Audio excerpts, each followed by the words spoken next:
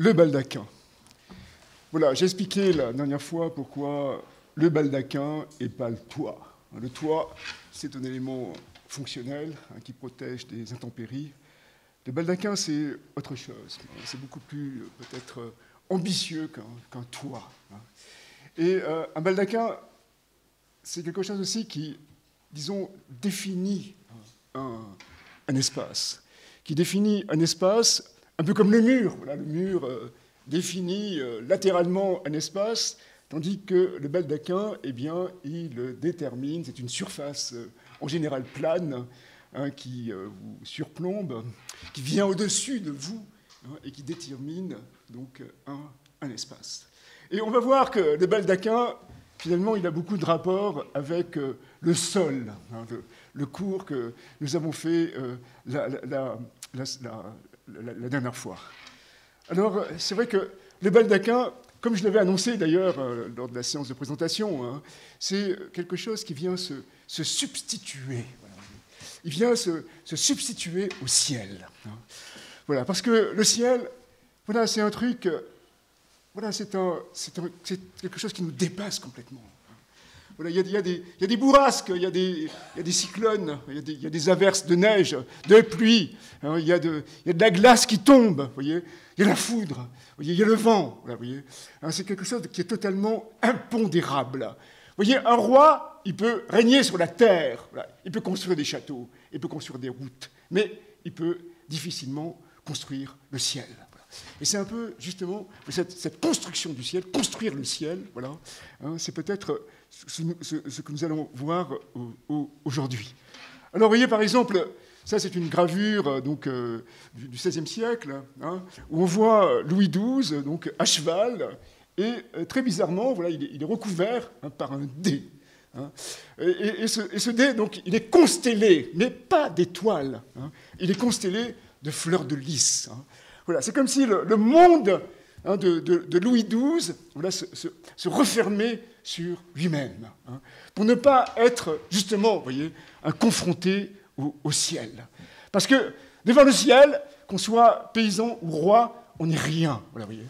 On est face à l'infini.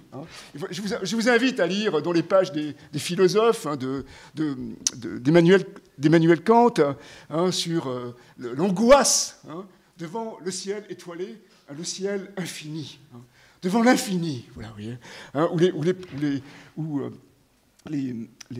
les pages d'autres philosophes qui se sont préoccupés par la question du sublime.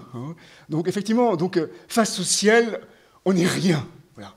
Et donc, il faut absolument voilà, qu'il y ait un élément qui vienne intercéder voilà, donc, entre l'homme et le ciel. Voilà. Cet élément, effectivement, ce sera le dé, ce sera le baldaquin, ce sera le plafond, ce sera donc toutes ces grandes surfaces qui sont lancées donc, horizontalement pour justement se substituer au ciel. Ce sont des éléments, disons, qui tiennent mieux du ciel, mais ce sont des cieux qui sont donc, disons, totalement domestiqués. Vous voyez. Ce sont des cieux où toute violence a été complètement éradiquée. Voilà un autre exemple, on en trouve plein dans la peinture, effectivement, ça paraît même bizarre, voilà, vous voyez, là c'est François Ier et Charles Quint, et puis il y a un évêque dont je ne me rappelle pas le nom, et ils sont tous les trois là, à cheval, sur leur baldaquin. Voilà, Et quelque part ils se poussent pour rester bien au centre du baldaquin, comme si, effectivement, le baldaquin, il définissait une frontière d'un espace, disons, civilisé, de l'espace sur lequel on pouvait régner. Et bien sûr, donc, toutes les images religieuses, donc ça c'est la Vierge à l'enfant entre Saint Jean-Baptiste et Sainte Marie-Madeleine de Simada Conegliano. Donc, effectivement, vous voyez, elle est dans un paysage, un grand paysage, complètement ouvert, mais elle a quand même besoin, voilà, vous voyez, pour être dans un monde à sa mesure, voilà, à la mesure de l'enfant, voilà, vous voyez, d'avoir donc cette représentation du ciel qui vient donc au-dessus d'elle et qui représente justement donc un ciel plus clément, voilà, vous voyez, que le vrai ciel, qui est complètement terrifiant. Autre exemple, donc la Vierge, la Madone de Luc, de Jan van Eyck. Là, c'est très bizarre, si vous voulez, parce que tout à l'heure, bon, voilà, là, on était dans un grand paysage, donc quelque part, le baldaquin se justifiait, et là, on est dans une petite chambre, hein, puisqu'effectivement,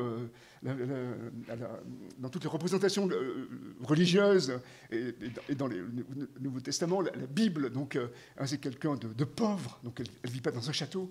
Hein, donc, mais malgré tout, voilà, comme la pièce est peut-être trop petite pour elle, vous voyez, elle aurait peut-être été écrasée par la pauvreté de cette pièce. Eh bien, elle a un baldaquin, voilà, qui lui permet, hein, disons, de respirer à sa mesure, d'être mise en gloire, voilà, à sa mesure.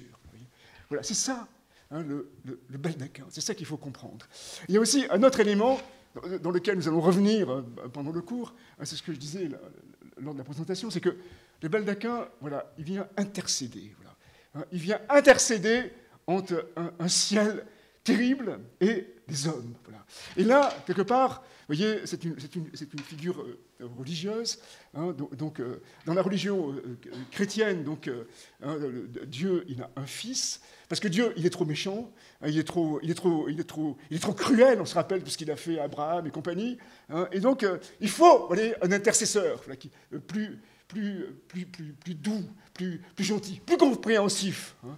Et ce sera effectivement le Christ. Donc, vous voyez, il y a une sorte de mise en abîme, là, dans le tableau, vous voyez, entre le baldaquin, voilà, qui représente, qui vient donc anesthésier, hein, la violence du ciel, et puis là, hein, le Fils de Dieu, hein, qui vient donc atténuer, hein, la violence de Dieu. Et c'est aussi, bien sûr, donc, on pourrait dire, donc, hein, c'est ce qu'on va voir, bien sûr, dans ce cours, hein, c'est toute la question de l'architecture, hein, puisqu'elle est là, hein, comme pour intercéder entre l'homme en général et la nature. C'est sûr que la nature, elle se fout complètement des hommes, et les hommes, ce sont les pires des parasites, hein, qui sont en train de qui la colonisent. Et effectivement, l'architecture, voilà, c'est l'arme absolue de cette colonisation-là. Et si on ne comprend pas ça, putain, on ne comprend rien à ce qui est essentiellement l'architecture. Alors, voilà, mettre le monde à l'échelle des corps. Voilà, c'est la question du baldaquin.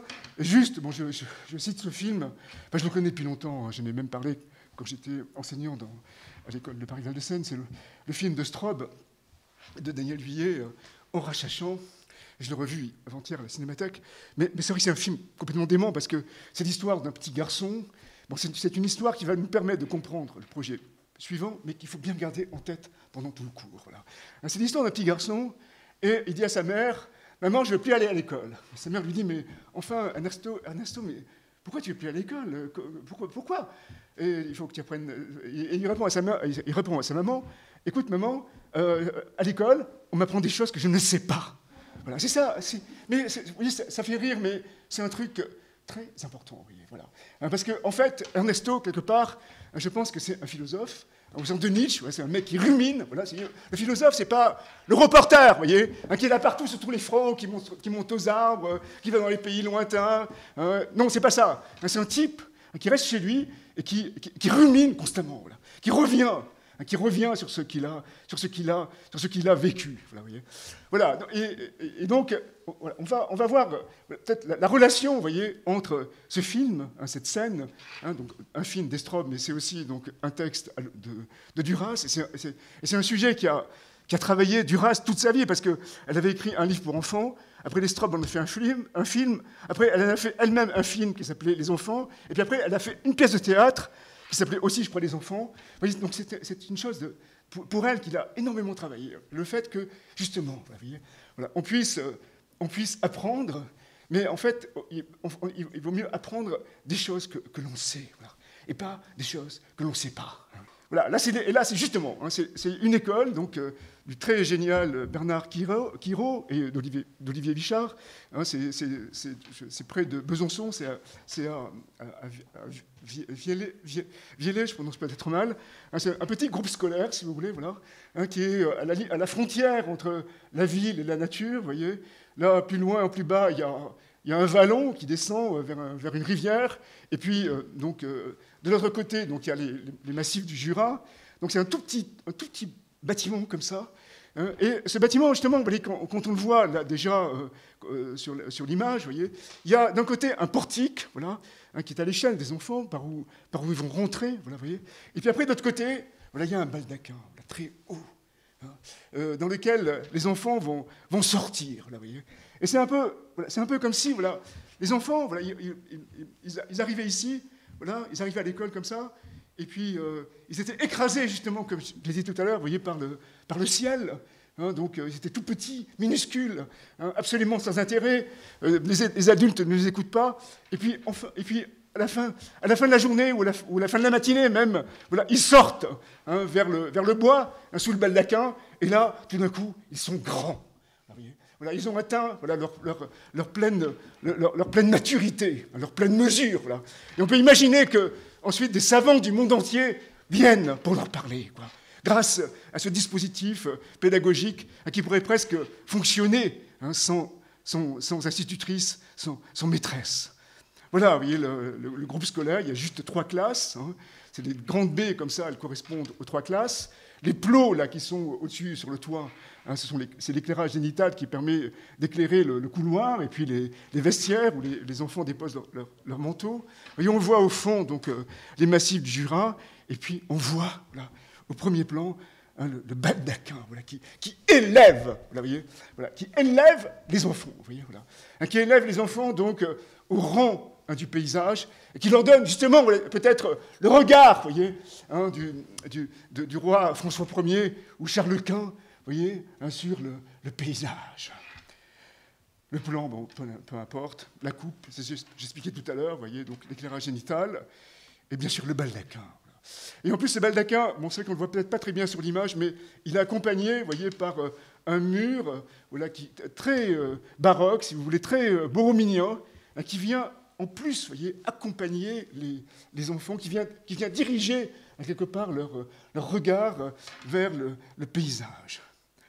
Voilà, le baldaquin se dresse, voilà, on voit les enfants, les maîtresses là, qui se promènent, voilà, ils sont là, hein, et quand ils sont sous, hein, le baldaquin, voilà, sous ce voile en béton qui pèse, voilà, au-dessus de leur tête, eh bien, voilà, tout d'un coup, hein, ils sont grands, hein, et ils dominent le paysage. Parce que finalement, l'architecture, hein, c'est un élément qui leur a permis donc,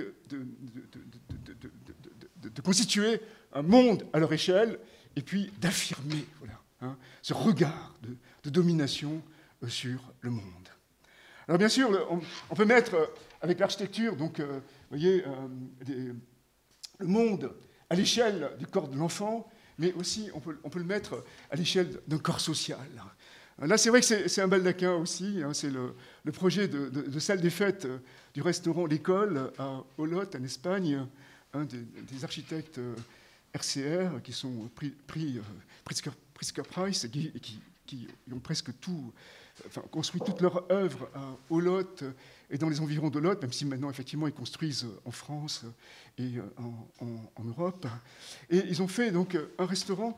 Et c'est vrai que ce restaurant, il est vraiment très étonnant, si vous voulez, voilà, parce que c'est simplement des tubes de métal, vous voyez, hein, qui sont lancés comme ça. Hein, c'est des tubes hyper lourds, vous voyez. Et donc ces tubes, comme ils sont très lourds, ils ont pesé. Voilà, et puis ils ont dessiné des courbes qui rappellent, bien sûr, les baldaquins, qui rappellent aussi les guirlandes que l'on voit, vous voyez, les guirlandes tressées que l'on imagine, vous voyez, pour les fêtes antiques, sous lesquelles se passent les manifestations des fêtes antiques. Voilà, ça c'est vraiment, vous voyez, donc un espace, voilà, hein, pour le rassemblement donc d'une communauté. Et d'ailleurs, bon, sur l'image, je crois que c'est un mariage. Voilà, tout s'organise, vous voyez, donc autour non pas du corps de l'enfant, mais du corps de la mariée et du corps social qui est constitué donc par ses parents, par ses cousins, par sa famille au sens large. Voilà, donc là, ça vient prendre possession d'un terrain qui est planté. Et les arbres passent donc à travers de la structure. Et il y a 2 massifs en béton, de part et d'autre, hein, qui permettent de tenir, hein, ces grands tubes d'acier corten. Hein. Et en fait, si vous voulez, la courbe de la toiture, elle est totalement naturelle. C'est la courbe qui a pris donc, automatiquement, vous voyez, ces poutres très particulières, puisqu'elles sont cylindriques. Donc, on voit, donc c'est juste deux massifs, voilà, en béton, recouverts de pierre. Ces poutres en cortène qui soutiennent donc une toiture très légère en polycarbonate qui permettent de protéger de la pluie. Et puis après, donc, tout un système qui permet donc de protéger les arbres, donc, de faire en sorte que les arbres puissent sortir de la toiture sans, quand il pleut, permettre à la pluie de rentrer dans le restaurant. Tout est, il n'y a que ça. Vous voyez, le mobilier, c'est ceux qui l'ont dessiné. Il est en plexiglas, il est complètement invisible. Il y a juste, vous voyez, cette toiture. Et c'est elle donc, qui détermine l'espace, cet espace festif. C'est un peu ce que j'expliquais au départ. Le baldaquin, effectivement, ça permet juste par la couverture donc, de déterminer un espace. Il n'y a besoin de pratiquement aucun autre élément. Voilà, autre exemple, un peu du même type. Là, c'est le pavillon de Lisbonne, du Portugal, pardon, pour l'exposition universelle de Lisbonne en 1998, d'Alvaro Siza. Et c'est vrai qu'il a réussi un exploit totalement délirant, c'est-à-dire que, vous voyez, au lieu de tendre un drap, voilà, pour protéger les gens, voilà, eh bien, il a tendu un voile en béton, voilà, une dalle en béton. Voilà, vous voyez. Donc la dalle, on a pris des câbles métalliques, on a coulé la dalle donc, autour des câbles qui étaient dans des tubes pour pouvoir travailler, et on a construit ces énormes portiques qui permettent voilà, de tenir voilà, les poids, donc le poids latéraux qui est exercé par les forces latérales qui est exercée par le poids de la dalle. Alors vraiment, c'est un truc sidérant. Vous voyez, voilà, c'est une chose. C'est étonnant toujours de la part de Alvaro Siza parce que c'est plutôt quelqu'un qui est connu finalement pour s'être occupé du logement social au Portugal. C'est comme ça qu'il a commencé. Mais là, c'est un geste vraiment d'une force absolue. C'est sans doute le bâtiment le plus impressionnant qu'il ait pu faire. Vous voyez, voilà, les contreforts voilà, vous voyez, qui tiennent la dalle. Et là, vous voyez, on voit les câbles qui viennent s'accrocher donc, à ces portiques et qui rentrent, voilà, et qui coulissent, vous voyez, donc, à l'intérieur de la dalle. Voilà. Le baldaquin. Simplement, vous voyez, donc, un espace très monumental, pas tellement pour protéger, mais justement, vous voyez, comme les Vierges en gloire, c'est pour mettre les gens en valeur, pour leur accorder la dimension qu'ils méritent. Voilà. Et la dimension de quelqu'un, ce n'est pas forcément, vous voyez, 2,50 m sous plafond, non, c'est pas ça. Quoi, voilà. Il faut autre chose voilà, pour parvenir à mettre les corps en gloire. Alors, je vous avais dit effectivement qu'on va retrouver un petit peu des questions qu'on s'est posées la dernière fois sur le sol, notamment la question de la trame.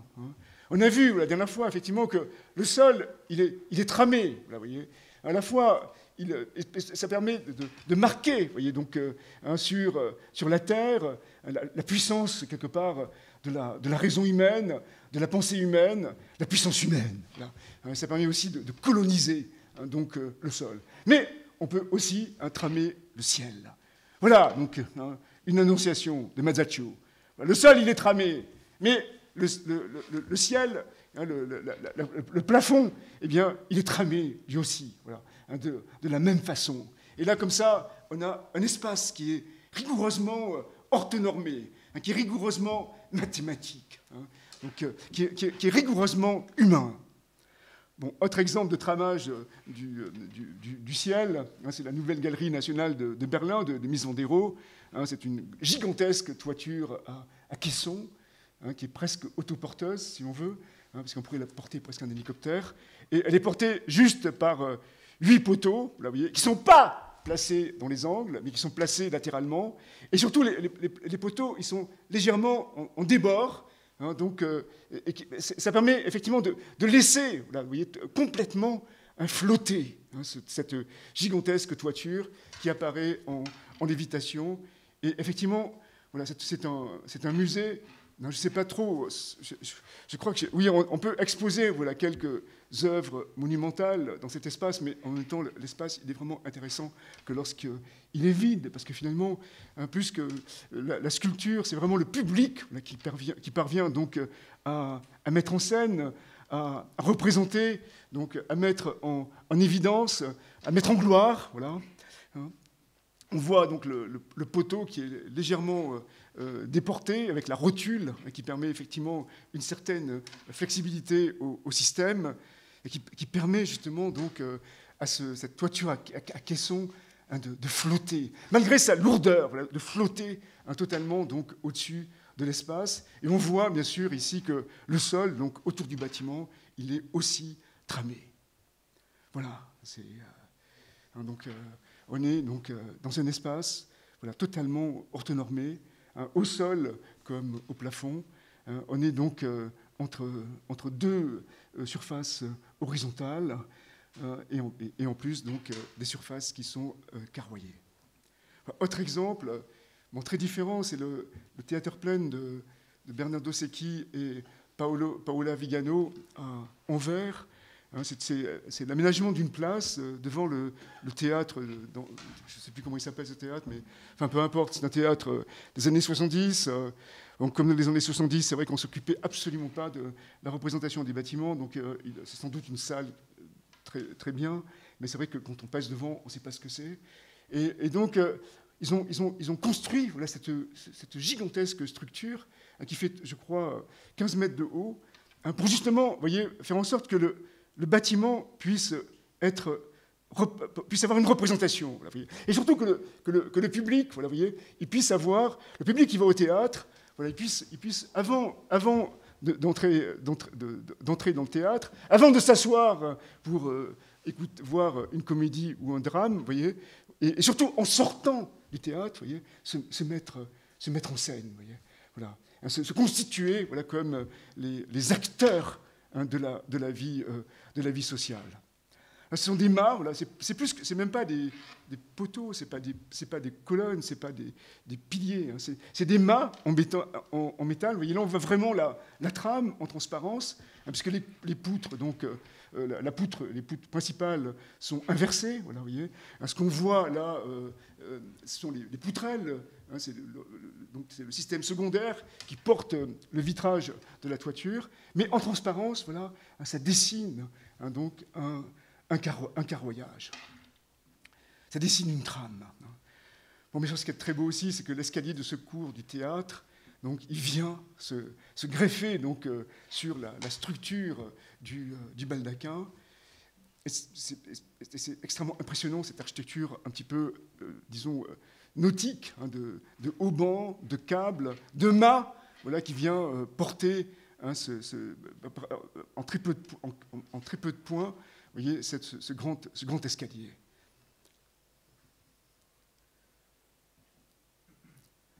Voilà, créer deux plans horizontaux parallèles, ça c'est un dessin d'Arcis Zoom.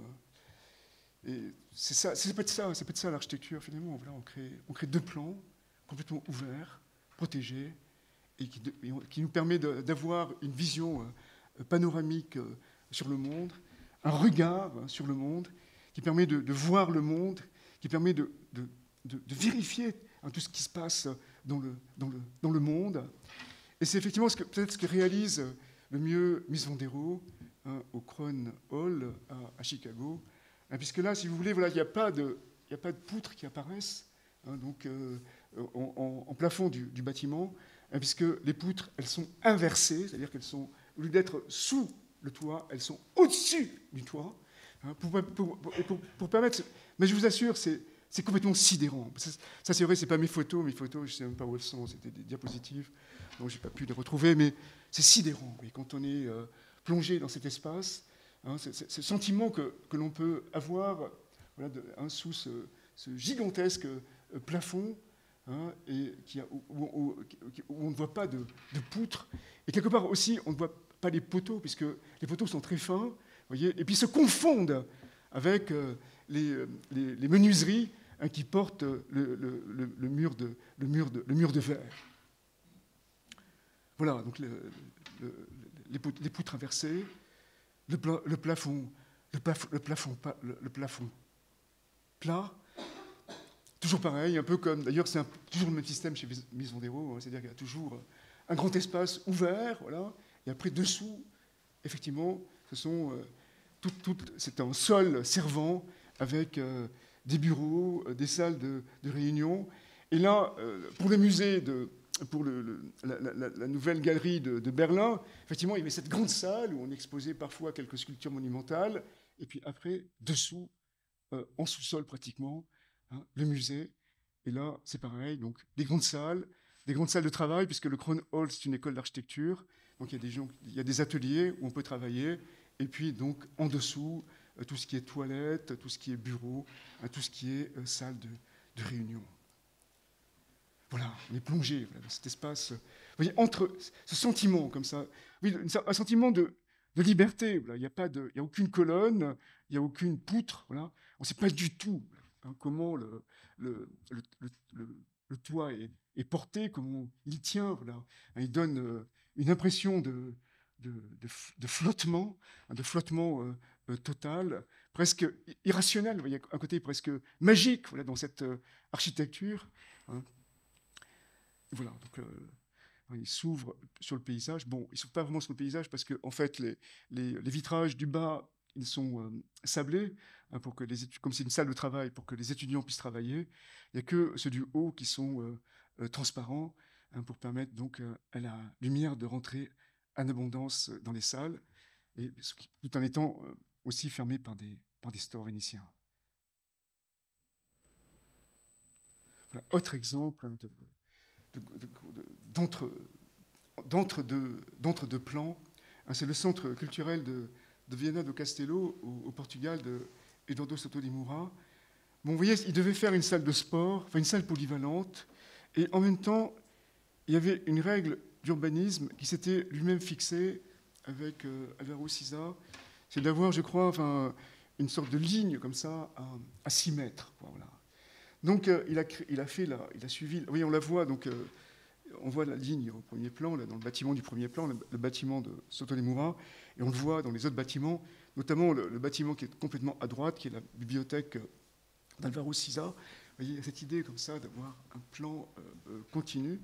Et voilà, tout le travail, ça a été d'avoir cette idée. Vous voyez, avoir l'idée de Baldaquin, d'avoir l'idée d'une horizontale comme ça, en suspension, à l'extérieur et à l'intérieur, même si elles ne vont pas correspondre. Hein, parce qu'effectivement, la salle de sport, elle a besoin d'un grand volume, donc elle est en partie creusée, et puis le toit lui-même, vous voyez, il est creusé, hein, pour laisser donc une hauteur suffisante donc, à tous les jeux qui peuvent être organisés dans cet espace qui est à la fois un espace de concert et un espace sportif. On a vraiment l'impression d'une table en béton qui repose sur des poteaux. En fait, tout est en métal. On va le voir tout à l'heure. L'idée aussi pour faire oublier, vous voyez, que finalement la salle, elle continue, voilà, au-delà de la ligne horizontale, c'est de mettre tout le réseau de ventilation à l'horizontale, au-dessus de cette table. Vous voyez, on voit la coupe, voilà, donc on voit la ligne horizontale, et on voit que le bâtiment, il est creusé à la fois dans le sol, et puis à la fois donc au-dessus, en toiture, hein, pour avoir la hauteur nécessaire donc, à imposée par tous les événements, hein, de cette salle. Voilà, et ça c'est la structure en métal, hein, c'est des photos de chantier. Hein, c'est une grande poutre, des grandes poutres treillis périphériques qui reposent sur poteaux en béton. Et puis ensuite, donc, il y a d'autres poutres treillis, plus fines, qui viennent porter la toiture et soutenir le plafond. Et le plafond, vous voyez, contrairement à la plupart des salles de sport où il y a des tubes de partout, là, il n'y a rien. L'extraction, elle se fait par les côtés, elle se fait surtout par les gradins. L'air est insufflé par les gradins, et l'extraction ensuite se fait par les côtés. Et donc le plafond, il est pratiquement lisse, quoi. Il y a juste des spots encastrés, que c'est la façon la plus simple, la moins voyante, de positionner un éclairage. Bon, bien sûr, aussi, le baldaquin, c'est vrai qu'il affirme la légèreté. Moi, c'est vrai que j'aurais pu parler de tas de choses. C'est vrai que c'est toujours embêtant quand on fait un cours, parce que le cours, il dure 1h30. On peut se dire, mais putain, j'aurais dû dire ça. J'aurais pu dire aussi que finalement, le baldaquin, ça vient de l'attente, vous voyez, ça vient de peut-être quelque chose qui s'invite, vous voyez, dans l'architecture en pierre. Par exemple, les baldaquins religieux, le baldaquin de Saint-Pierre du Bernin, donc il est il est à Saint-Pierre de Rome. Il vient s'inviter comme ça, donc dans le bâtiment, voilà, comme pour nous rappeler que avant de construire peut-être d'être des sédentaires, nous avons été des nomades. Peut-être il y a ça aussi dans le baldaquin. Et c'est aussi une chose que, vous voyez, on voit peut-être dans la religion juive, avec les mariages juifs qui se font sous la houpa, vous voyez, sur une cabane en toile, qui est ouverte aux 4 vents, là, comme la maison d'Abraham. Il y a aussi cette idée-là dans le baldaquin, vraiment de protection première, voilà, comme une sorte d'habit. Voilà, oui, la tente, c'est presque comme un habit. Et puis on voit qu'ensuite cet habit, ce baldaquin, là, il est plus simplement en drap, mais il est en soierie, il est avec des fils d'or, des perles, vous voyez, il devient, ou alors il est construit avec des structures. Mais peut-être que dans le baldaquin, voilà, il y a quelque chose de l'ordre du nomadisme, vous voyez, donc d'avant le néolithique, d'avant la sédentarisation. Voilà, la légèreté. C'est le bâtiment de Piano, de Renzo Piano, enfin de l'agence Piano, à Athènes, sur la fondation Stavros Niarchos. Et c'est vrai que ce bâtiment, il est bien sûr vraiment remarquable par son baldaquin. Ça, c'est un truc qui est complètement sidérant, vous voyez, parce que ça semble flotter complètement dans l'espace. Et puis ensuite, c'est vrai que, voilà, tout à l'heure, on a vu chez Mies van der Rohe, donc effectivement, la toiture était un plan. Quand on était à l'intérieur de la toiture, quand on était à l'intérieur du bâtiment, on voyait le plan, mais quand on sortait, on voyait effectivement les poutres inversées qui tiennent le plan du plafond.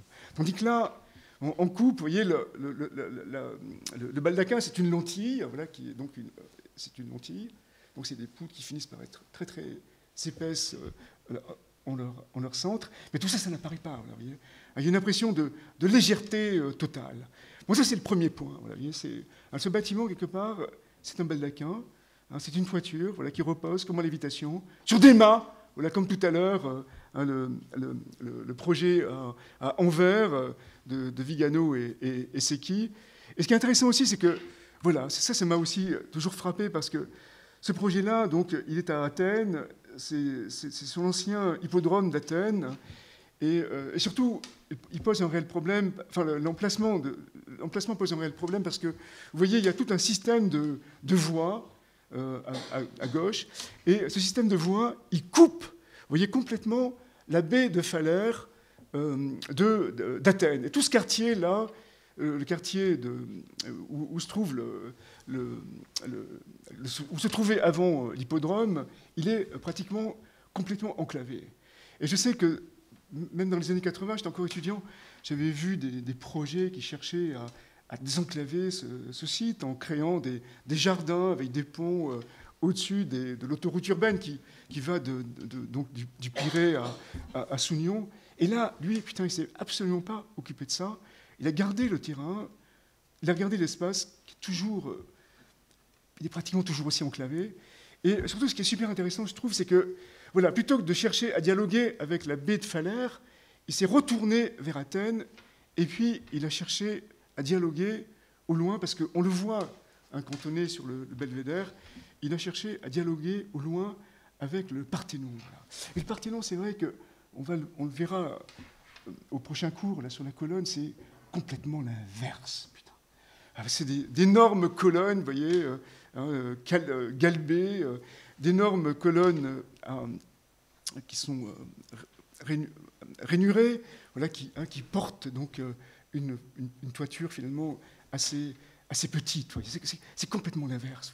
Là, il y a un effet comme ça de pesanteur, vous voyez, de poussée, et l'autre côté, donc, voilà, c'est juste, vous voyez, un effet, au contraire, d'apesanteur, hein, de lévitation. Voilà. Bon, après, effectivement, hein, le projet, c'est pas que le baldaquin, hein, c'est Niarchos, un grand milliardaire, qui n'a jamais payé ses impôts et qui a dit bah, moi, je vais faire un truc pour Athènes, parce que c'est un armateur, donc il a des bateaux partout. Je vais faire un truc pour Athènes, donc il a construit un opéra et puis une bibliothèque. Et voilà, donc il a construit.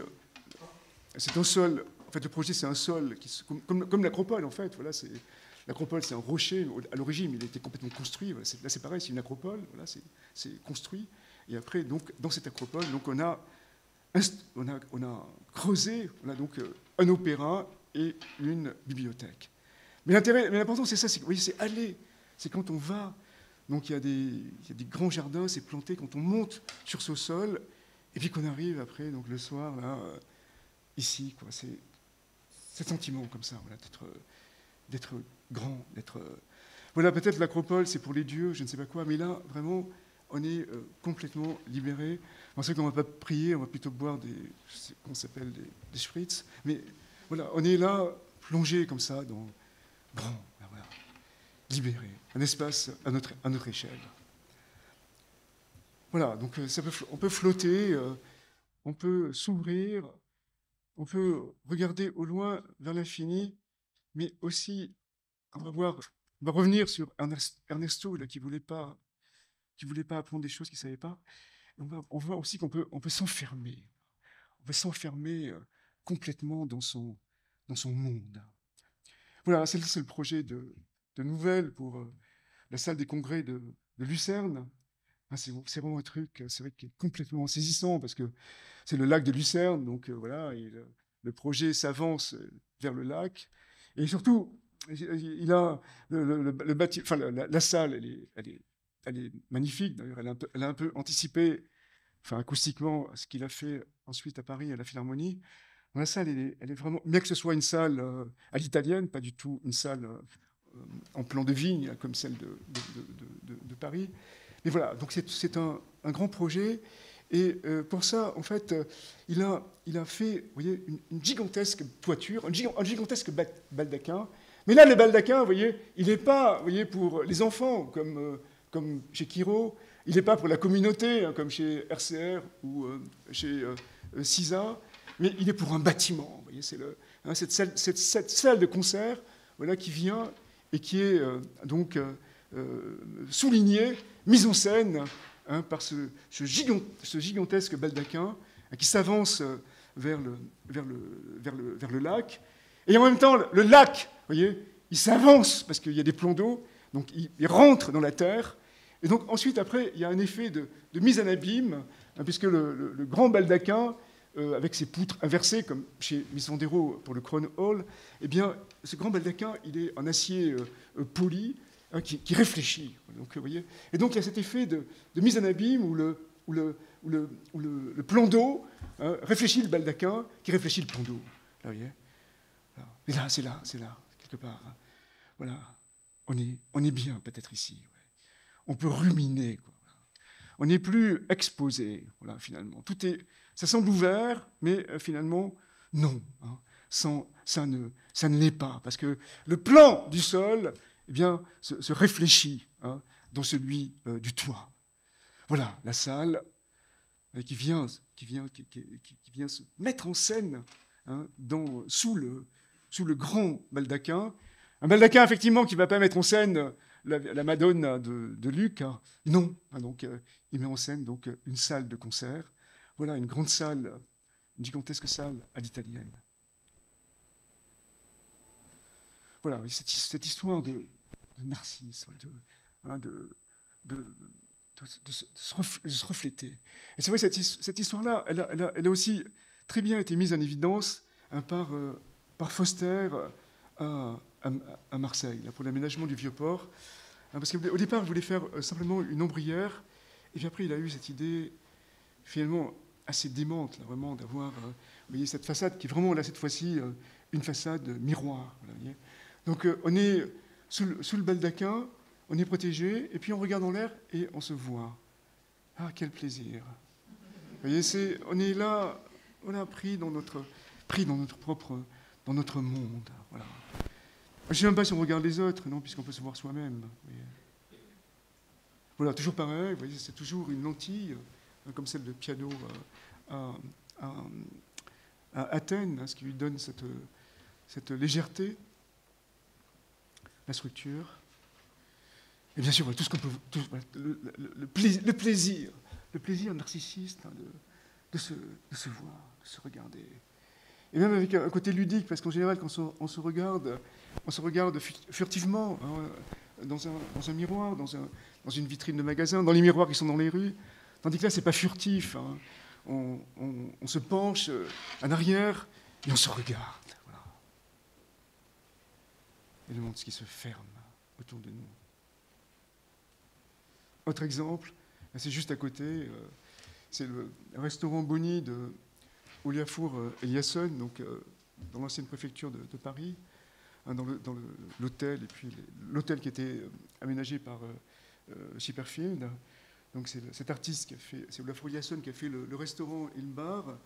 Et c'est vrai que voilà, dans le restaurant, vous voyez, donc là, il y a aussi donc un baldaquin, si on veut, voilà, un auvent hein, qui est réfléchissant. Totalement réfléchissant. Et quand on s'approche, quand on sort, voilà, au lieu d'être confronté au paysage, voilà, on se retrouve confronté au sol. C'est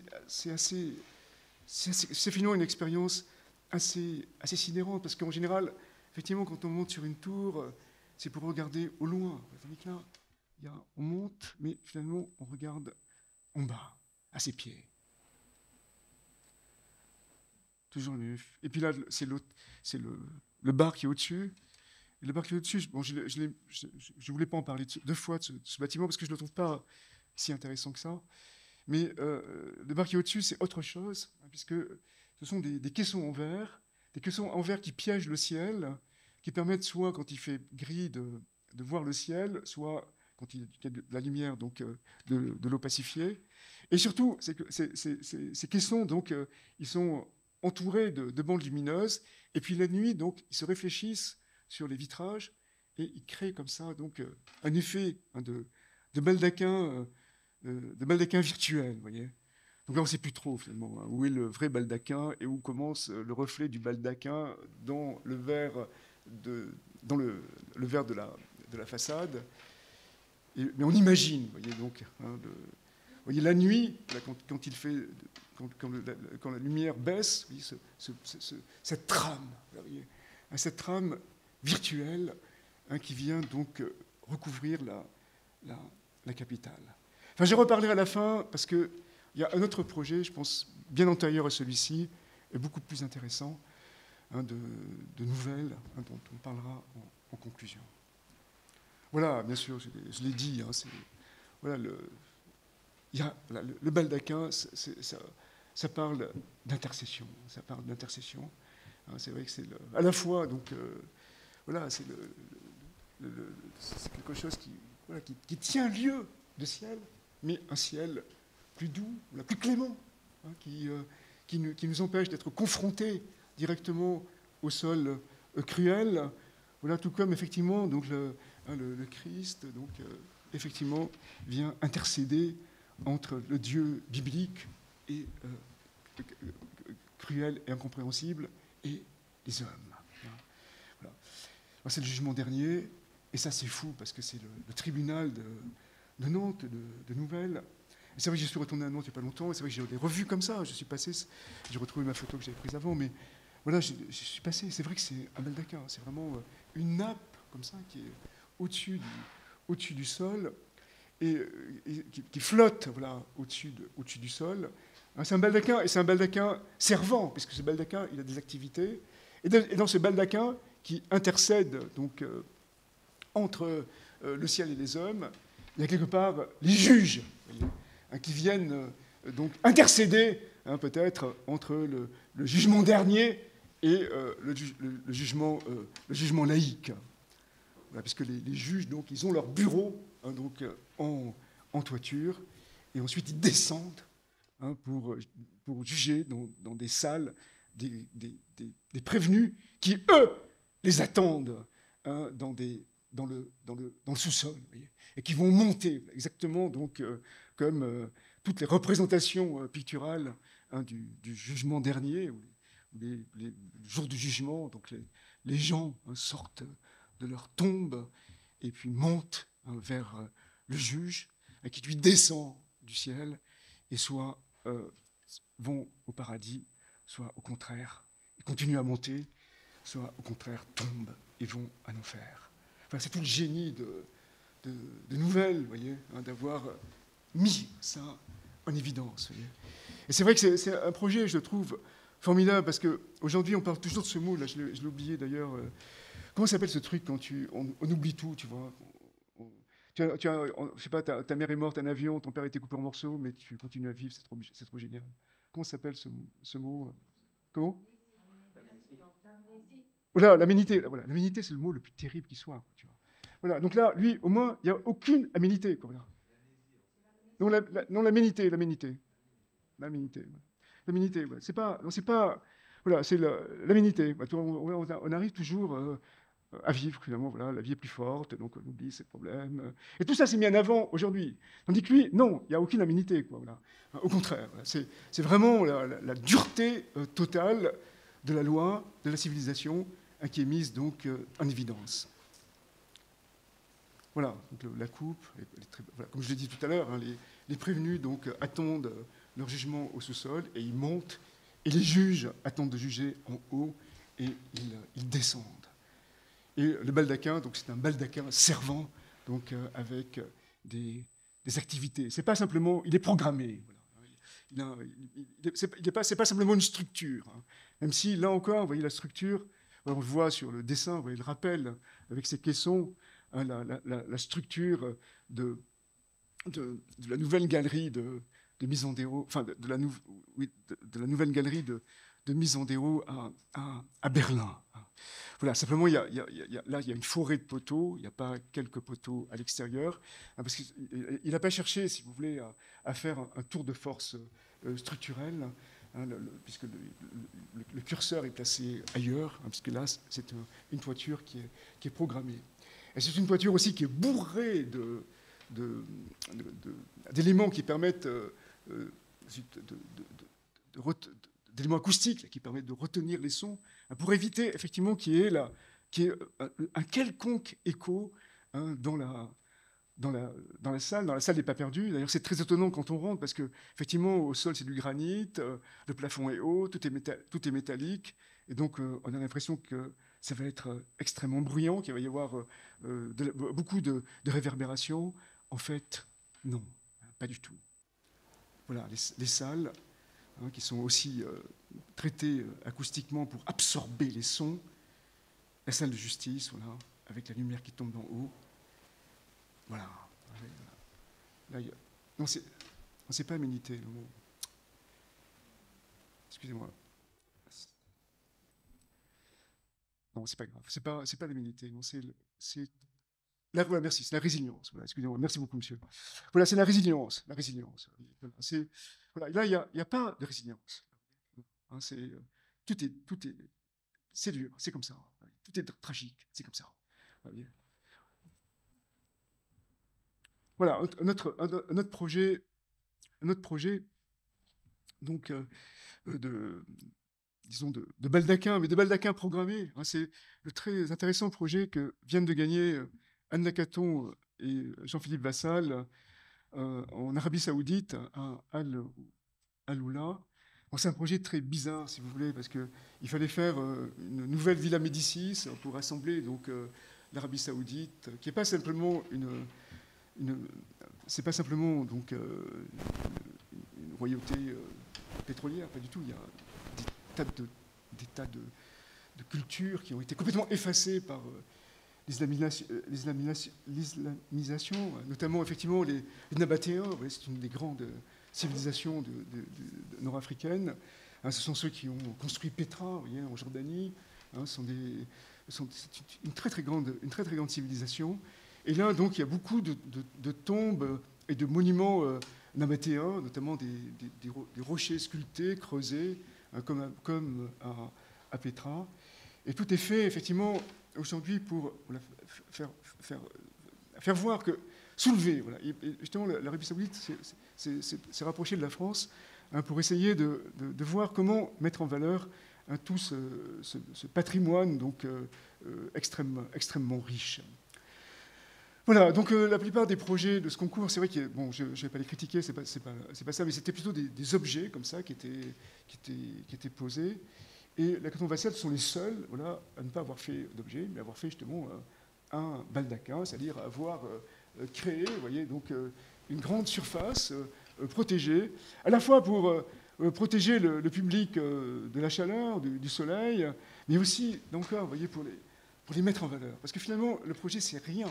Hein, c'est juste quelques poteaux et une dalle. Vous voyez, au-dessus, là, ce qu'on voit, c'est effectivement les résidences d'artistes, c'est les salles d'exposition. Mais tout ça, c'est confié à des artisans de la région. Ils n'ont pas du tout travaillé là-dessus. Hein, l'important, effectivement, c'est d'avoir un grand espace public, voilà, hein, où les gens, comme ils sont dessinés, hein, pourront après se mettre en valeur. Et aussi, cet espace public, eh bien, il vient au-dessus d'une palmeraie, vous voyez. Donc là, on a la ville à gauche, donc on a la ville d'Alula, et puis vous voyez, au fond, on a la palmeraie, et puis au loin, donc c'est le massif d'Edjaz, vous voyez, donc voilà. Et donc l'idée, effectivement, c'est de laisser sous le bâtiment la palmeraie, et d'avoir donc côté ville, vous voyez, donc tous les équipements de la Villa Médicis, avec cette nouvelle Villa Médicis, les salles d'exposition, l'administration, et puis après, au-dessus de la palmeraie, reliés par des passerelles donc, à la villa, avoir les résidences donc, des étudiants, puisque comme la Villa Médicis à Rome, donc, il y aura des étudiants qui ne seront pas forcément français, qui viendront du monde entier, hein, qui viendront donc ici en résidence. Voilà, vous voyez, avoir une nappe comme ça, enfin, avoir il n'y a pas de fondation, il n'y a pratiquement pas de fondation. Bon, bien sûr, il y a des pieux, il y a des poteaux, mais il n'y a pas de fondation. Hein, c'est simplement un bâtiment qui vient flotter voilà, au-dessus de l'existence. C'est pas un baldaquin voilà, qui va mettre peut-être on va le voir après, mais les citronniers qui sont cultivés dans la palmeraie, enfin, tous ces agrumes qui étaient cultivés dans l'Antiquité, qui pourront être recultivés aujourd'hui. Et tous ces agrumes, voilà, ils vont être mis en gloire, voilà, exactement comme les Vierges en l'enfant hein, qu'on a vu donc, au début du cours. Voilà, bien sûr, ça reprend le truc de... Excusez-moi, Paris... il n'y a pas la légende. Paris... le truc de Yona Friedman, voilà, Paris spatial, c'est le Paris spatial de Yona Friedman, hein, c'est le dessin de 64, et ça reprend cette idée-là, mais là, si vous voulez, c'est utopique. On ne peut pas construire ça, c'est pas possible. Hein. Et là, c'est vrai que c'est radical. Voilà. Et Lacaton Vassal, c'est intéressant aussi, je pense que... Enfin, l'architecture contemporaine aussi, il faut la voir aussi comme ça, c'est sa capacité, vous voyez, à récupérer et à déradicaliser justement ces architectures utopiques des années 60. Voilà, le plan, on ne voit pas grand-chose, mais on voit, vous voyez, la palmeraie, donc les palmiers qui persistent, voilà, et on voit donc côté ville, effectivement, donc tous les équipements culturels, et côté palmeraie, l'ensemble résidentiel hein, qui vient s'immiscer donc sous les frondaisons des palmiers. Et là, voilà l'image, voilà, vous voyez, avec les cultures ancestrales, voilà, mises en gloire. Voilà. qui trouvent leur échelle, voilà, quelque part, vous voyez, grâce donc au baldaquin. Hein, comme le petit corps du bébé tenu par sa mère, donc au début du cours, trouver son échelle, voilà, hein, sous le baldaquin. Voilà, le projet, c'est pas de l'architecture, c'est juste un concept, hein, et quelque part, l'important, effectivement, c'est tous ces corps qui sont mis en gloire, hein, uniquement donc par cette dalle qui vient à 6 mètres du sol, et qui donne justement, qui leur accorde, vous voyez, l'espace nécessaire, voilà, pour qu'ils puissent se développer, voilà, trouver que tous ces gens, voilà, puissent trouver leur développement optimal. Voilà, et pour terminer, donc, je voudrais revenir bien sûr sur le baldaquin. Cette image-là, par exemple, à Anvers, là, c'est l'entrée du duc d'Anjou à Anvers.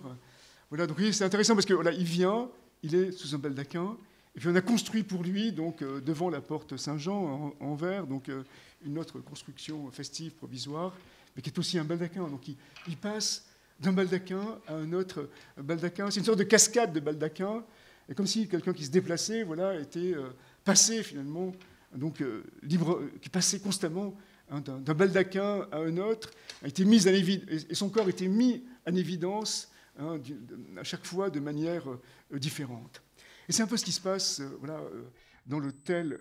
C'est vrai que cet hôtel, je n'ai jamais compris pourquoi. Je crois que je n'ai jamais vu publier en France, il date de 2004-2010. Moi, j'étais allé en 2011, je crois. Oui, il venait d'ouvrir, mais un peu par hasard. Et c'est vrai que c'est un bâtiment complètement sidérant, quoi, voilà, parce qu'effectivement, il n'y a que des baldaquins. Et c'est pareil, voilà, comme pour donc, Louis d'Anjou, quoi, qui voyage, voilà, qui va à Anvers. Donc là, il n'y a que des voyageurs qui viennent à Vienne. Hein. Et donc, quelque part, l'hospitalité de l'hôtel, voilà, elle est portée à son point d'incandescence, parce qu'effectivement, il n'y a que des baldaquins, hein, qui mettent le corps en gloire. Vous voyez. On va voir, on est accueilli quand on rentre par un baldaquin. Vous voyez. Après, on va passer à la salle des congrès. Et la salle des congrès, elle a des balcons. Et quand on sort sur le balcon, on n'est pas confronté au ciel, parce qu'il est trop cruel, mais on est placé, hein, sous un baldaquin. Et quand on monte en haut au restaurant, là encore, on va avoir donc un baldaquin. Voilà, oui, les baldaquins, on les voit maintenant, ils sont tous colorés. Hein, c'est l'artiste, la très génial artiste Pierre Pilaris qui a fait tous ces plafonds lumineux, mais qui sont complètement délirants, parce que on a vraiment l'impression d'être en plongée complète, vous voyez, quand on est sous ces balcons, en immersion, voilà, complète, hein, quand on est sous ces plafonds. Et voilà le bâtiment. Donc il y a un premier bâtiment, c'est l'espace des congrès qui vient coulisser donc sous le bloc de l'hôtel. Au fond, il y a un spa et puis il y a aussi donc des boutiques. Tu vois, et ce que je disais tout à l'heure, vous voyez, là, il y a encore un baldaquin. Et on va voir que quand on sort du bâtiment, on sort par des balcons, hein, et on est placé, non pas sous le vrai ciel, mais sous un baldaquin. Le baldaquin d'accueil, le baldaquin de l'accueil qui se poursuit, enfin le baldaquin du haut-vent qui se poursuit à l'intérieur de l'accueil, le petit bar qui est situé près de l'entrée, qui lui aussi donc sous ce baldaquin. Et là on voit, vous voyez, comment les bâtiments coulissent les uns dans les autres. Et ça, c'est ce que je vous disais tout à l'heure. Vous voyez, donc il y a l'espace de congrès. Et quand vous sortez là, dans des salons, les salons, donc, ils sortent de la toiture du centre de congrès, et puis ils viennent sous le bâtiment de l'hôtel.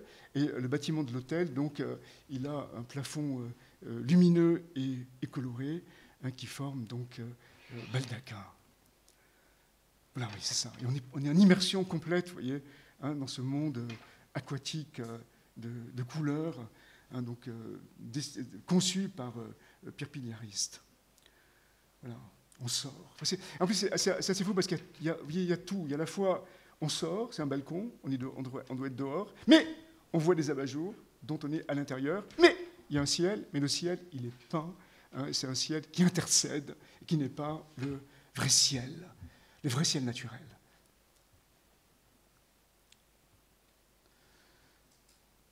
Voilà, ça c'est le restaurant en haut, c'est un grand espace ouvert. Voilà, vous arrivez là, voilà, avec votre copine, là. Vous allez prendre un verre, on boit. On voit d'abord le plafond lumineux, et puis ensuite, le plafond lumineux, voilà, il finit par se refléter sur les vitrages, un peu comme dans les installations d'Anne Graham, vous voyez, hein, cet artiste américain qui travaille sur la réflexion. Et on a vraiment l'impression que le plafond du restaurant, vous voyez, s'étend et vient, voilà, recouvrir totalement toute la ville, tout le monde, hein, exactement comme Nosferatu là, étend son ombre, hein, sur le monde. Le baldaquin. Merci.